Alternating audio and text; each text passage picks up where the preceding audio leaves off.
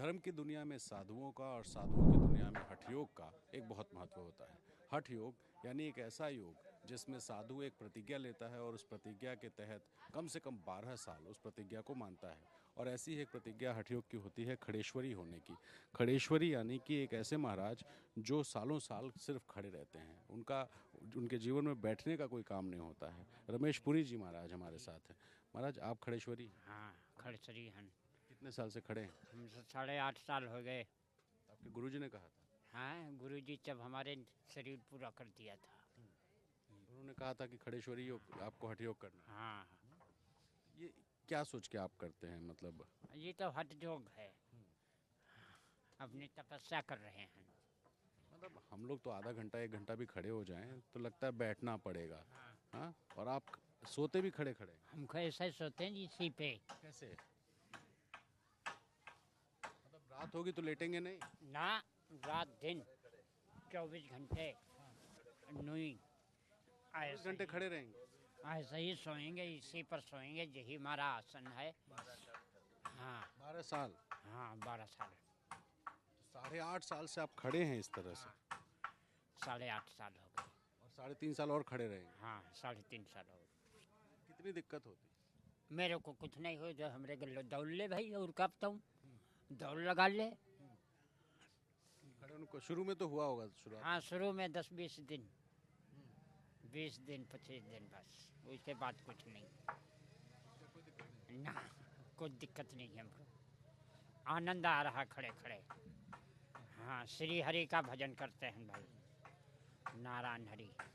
अच्छा, जैसे जहाँ ज़रूरत होती है बैठने की, मान लीजिए गाड़ी में बैठ के जाना है तो गाड़ी में बैठते गाड़ी हैं? में झुक के सीट पे। गाड़ी में भी? हाँ, सीट पे झुक के आगे वाली सीट पर हो जाते हैं।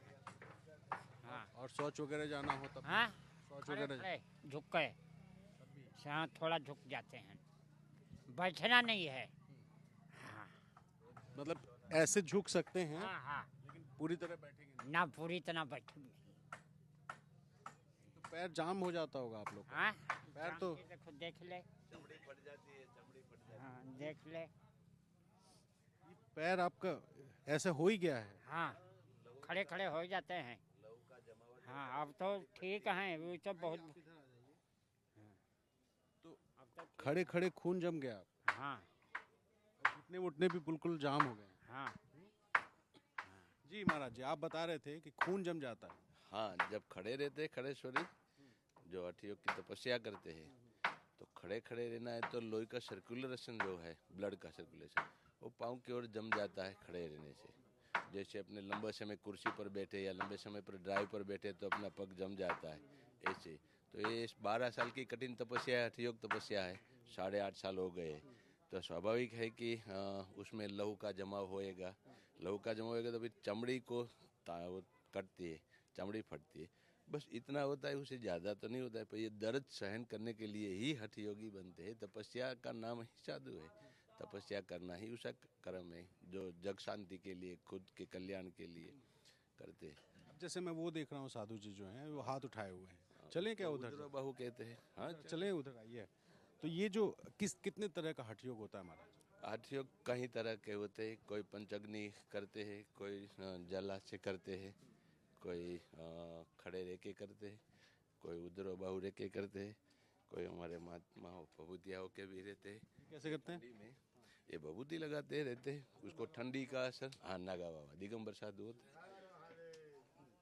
तो जैसे मैं आगे देख रहा हूँ महाराज जी कि ये ये भी हमारा भभूतिया बाबा है, नागा बाबा, अपने हाथ से। जटा वगैरह नहीं कटाते हैं? हाँ, ये एक तपस्या होती है। शरीर को ठंड सहन करना, शरीर को गर्मी सहन करना, शरीर को खड़े रह के सहन करना, शरीर को उधर बाहु रह के सहन करना, एक तपस्या है। तपस्या होती है अपने आत्म कल्याण के लिए। जब कुएं में पानी होएगा तो अवाड़े में आएंगे, तो खुद का कुछ होए। ये इनके गुरुजी कहते हैं कि हाथ उठा के रहना। हाँ, ये गुरु लोग अपने को जब शिष्य परंपरा में लेते हैं तभी कुछ आदेश करते हैं, और आदेश करते हैं उसमें यही आदेश है कि जाओ बच्चा, तप करो, भजन करो, गुरु का नाम रोशन करो। फिर तप करना कैसे करना है, वो जो तपस्वी होता है उसके ऊपर निर्भर करता है कि हमें ये करके करना है। उसको उदरबाहु कहा जाता है, उदरवान। तो ये तपस्या का एक और भी प्रकार है। ये इनका भी पूरा लहू जम गया हाथ। हाँ बिल्कुल लहू जम गया है। ये वाला हाथ दूसरा वाला आपका काम करता है? बिल्कुल एक हाथ से वो सब काम करेगा, रोटी भी बनाएगा, झाड़ू बर्तन भी करेगा, मेहमान कोई आएगा तो सब कुछ करेगा, एक हाथ से करेगा। यही तपस्या है। और ये हाथ तो जम गया होगा। हाँ ये तो जम गया। अभी सोएगे तो भी ये हाथ ऐसा रहेगा, खड़ा रहेगा तो भी ऐसा रहेगा, बैठेगा तो भी ऐसा रहेगा। अभी उस हाथ में कुछ नहीं है, मतलब कोशिकाएं सब सूख गई है। तो ये नीचे करेंगे तो होगा भी नहीं। नहीं अब नहीं होएगा। जब उसका तब पूरा होएगा तब उसको ऑपरेशन करा के नीचे लेना पड़ता है। ऐसे नहीं आता है, क्योंकि वो पूरा 12 साल रहेगी तो पूरा 12 साल में सब वेन है वो सूख जाती है। हाँ महाराज जी से जब पूछें जीवन भर कर लेना है। मैं इधर से आ जाऊं? अच्छा ऐसे बता दीजिए, मैं इधर से आता हूँ कि आप जो है कितनी दिक्कत होती है इस तरह महाराज? कोई डिस्टर्ब नहीं, सब गुरु की कृपा है। तो ये नाखून वगैरह सब आपके ऐसे हो गए? ये इसका हमने त्याग कर दिया, इससे काम लिया नहीं, अब नीचे किया नहीं, इसलिए हो गया। कितने साल हुए आपको? 9 साल हो गए। अभी 3 साल और ऐसे रहना? ये जीवन का ही त्याग है, तो हटी हो गए।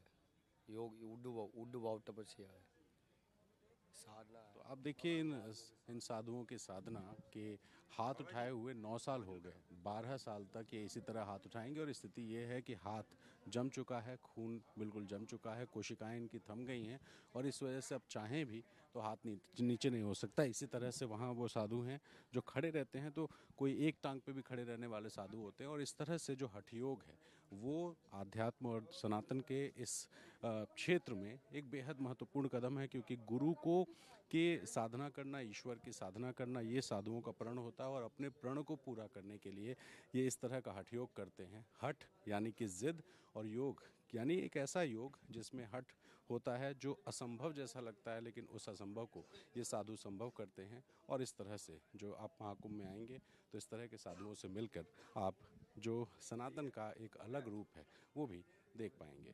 प्रयागराज से अपने सहयोगी दीपक गंभीर और कैमरा पर्सन वीरेंद्र सैनी के साथ रणवीर, NDTV इंडिया।